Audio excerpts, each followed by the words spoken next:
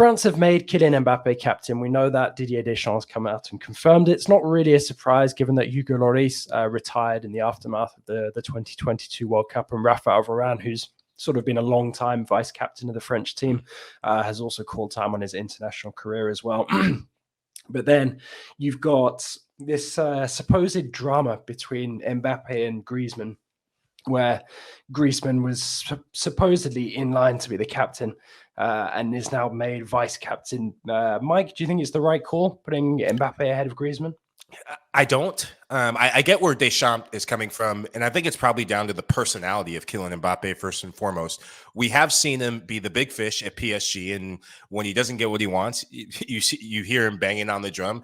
And there's a mean side of Mbappe, or a different side of Mbappe, if you will. There's no mean or nice, but different side of Mbappe that comes in. I think this is a slight against Antoine Griezmann, and how Griezmann reacts to this will dictate how this French national team, in terms of inside the locker room, does in this Euro qualification. Antoine Griezmann, this guy has done everything for Didier Deschamps. He's played out of position, one of the best players, not even a center midfielder, being asked to play as a box-to-box midfielder. He's played as a number 10 for France. He's had to make way for Mbappe, Giroud to play in a back 3-3-5-2 system, sometimes playing as a striker, sometimes playing an attacking mid.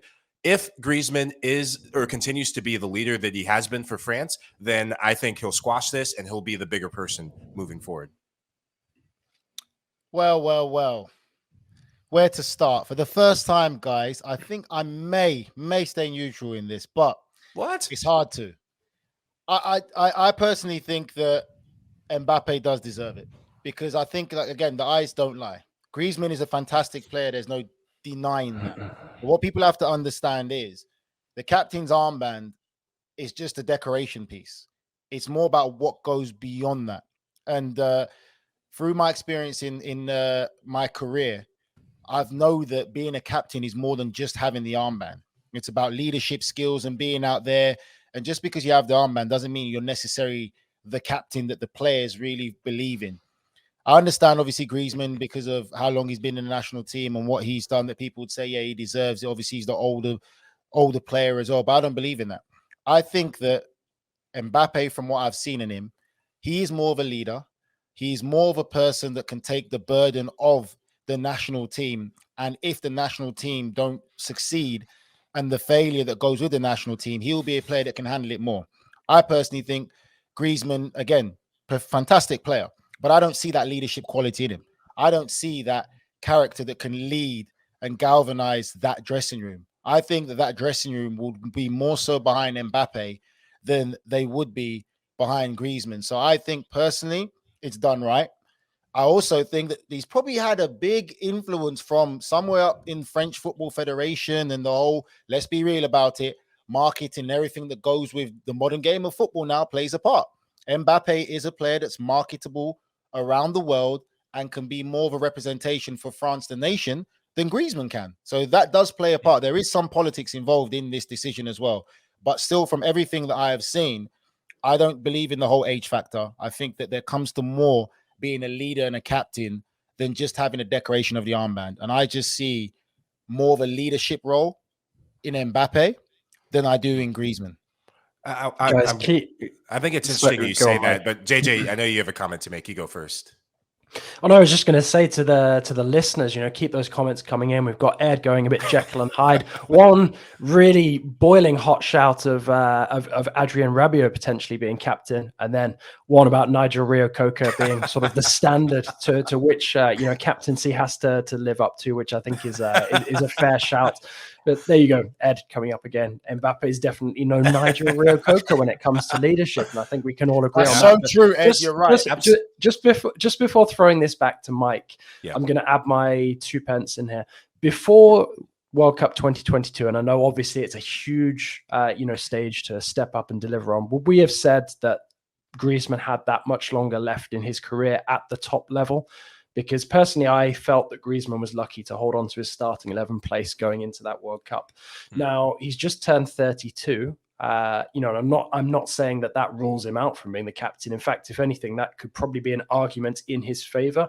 But also at the same time, when you've got somebody like Mbappe who's already shown that he can lead both in terms of being a vocal leader and in terms of the example he sets on the pitch, do you really overlook that? Because realistically, if you make Mbappe captain of the French national team now, he's probably not going to hand over that armband until the end of his time with the national team, which logically is at least going to be 10 years long, if not more. So, you know, you could say that Deschamps is making a long-term decision here that, okay, might be undone by a future coach, whoever that might be, Zinedine Zidane, cough, cough. But, you know, at the end of the day, you know, Mbappe is French footballing royalty in a similar way to Zidane, you know, was in his day. And, it makes a lot of sense. You know, I think I can see both sides of the argument here. You know, it makes a lot of sense that you make the decision in Mbappe's favor now because he can deliver at this moment in time, but also in the future as well. Whereas with Griezmann, we're really expecting him to play a major role beyond the Euros because at the end of the day, Deschamps is going to oversee the Euros and the World Cup. It's a 2-tournament cycle. Are we expecting the same from Griezmann to be part of that? I'm not so sure that we are. Now, that's not to say that Griezmann's not an important figure in the French national team setup. He is hugely important, had a very good World Cup as well, unexpectedly so. I just think that, you know, for me, I think it's the right call. You know, I don't think you can guarantee that Griezmann is going to be at that same level much longer. In fact, to be honest, I'd be surprised if he didn't drop off a bit in these qualifiers. But equally, you know, I think, you know, big responsibility now comes, you know, for Mbappe. You know, we've shown him without the armband being able to lead the nation. Now he has it. You know, can he sort of live up to those expectations? You'd suspect that he can. But equally, at the same time, this is also going to be a challenge on those young shoulders. JJ, quick question for you before we shift our focus. What's been the reaction in the French media and amongst the French people to this decision? I mean, there's been speculation that Griezmann, you know, might consider retiring, which I think is a bit silly, really. But, you know, a lot of what you read in the French press is quite silly. You know, there's, I mean, there's been some people as well suggesting that there's been a bit of disrespect, and that's not just the journalists, that's former players as well. You've got the likes of, you know, Robert Pires coming out suggesting that it was a lack of respect. You know, and I think as well, you got to bear in mind, you know, some of the players who have sort of, you know, stepped out of the international limelight in the last couple of months as well. You know, not just Lloris and Varane who were there at the World Cup, but you've got Benzema as well. So obviously there's been a lot of debate about sort of what impact, you know, keeping Didier Deschamps on has had on this French national team. Let's not forget as well, it was the final act of Noël Le Graet's French Football Federation presidency as well. He's now left in disgrace. There's going to be a new president put in place in the summer.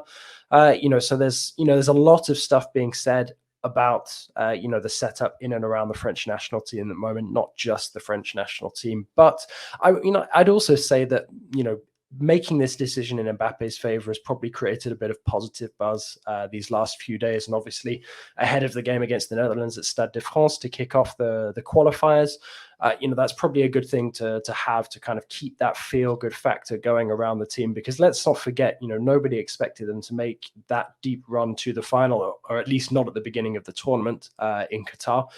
You know, and there is, you know, a lot to feel positive about for France moving forward. I mean, you look at some of the talent that's just being added to the squad, you know, and it could be, you know, potentially good times ahead for, you know, for Les Bleus. And you guys must have loved this as well. I think I dropped the video into the chat the other day. Lilian Thuram sending off his two boys, Marcus and Kefren, to training. Let's just take a look at it. So yeah, basically Lilian Thuram being the embarrassing dad, you know, to his two talented young sons. But no, I mean, to see somebody like Kefren getting called up, you know, recognizing his fantastic form with Nice, you know, I think that's great. And look at this squad now; it's loaded, you know, with potential young talent. It is really, really exciting. I mean, it's very, very early, Nigel Rio-Coker, but are we looking at them as potential, you know, dominators of world and European football? It's not very early. I think with the quality that France have and the quality they still have in and all the leagues that these guys are playing, France should be favorite for the Euros and the World Cup for the next probably 3 or 4 cycles, I would say. Like, it's hard to argue with the talent that they have and at the clubs that they're playing at and the caliber that they're playing at and how good these players are. You know, Chelsea have got pretty much half the team in there anyway. You got Real Madrid. You got, like, it is what it is. And I'm just going to say, JJ, don't rule out Griezmann maybe retiring, mate. I know it sounds stupid to you. Let's be real. This is the French we're talking about. Very passionate, very pride people. Proud people. Let's see. I mean, though, come on, you got Griezmann and Giroud. I mean, when Giroud is still in the national team, I mean, surely he's still going to stick around. We'll see about that. But I mean, let's not forget as well, with the squad, you've got no William Saliba, no Wesley Fofana, because they had to pull out injured. So you could even strengthen that defense as well. Mike Lahoud, are we believing that Kamavinga is really going to be considered a defender here on out? He's going to be a fullback after that positional change during the World Cup. Strikes me as a bit of a weird one, a bit like Tim Weah, although given that Tim Weah is not exactly prolific in front of goal, I can kind of buy into that one a little more than I can Kamavinga. Kamavinga has become the ultimate utility player around the world. We've seen it at club level. We saw it in the World Cup. And I'm not going to give Nigel any props, but I'm becoming more of a believer in Kamavinga since the World Cup at Real Madrid. Nigel, you did not influence me in that. My own eyes did watching the Champions League. That's all. If I didn't say it, wouldn't have registered in your brain for your eyes to pay attention. It would have. JJ, before we get into the arguments over nothing, I will say this. When you're a player within a squad, your value sometimes goes up more if you play multiple positions. You know the manager can trust you, or the manager knows he can trust you to throw you in anywhere on the field, and you're going to deliver. And I think Kamavinga is becoming that sort of player for France. That's